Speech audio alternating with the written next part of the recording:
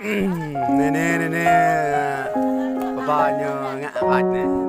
Vil loh gitu ha. Tôm tu về thì có. Udah lah gua. Mình thích rồi. Bạn anu jauh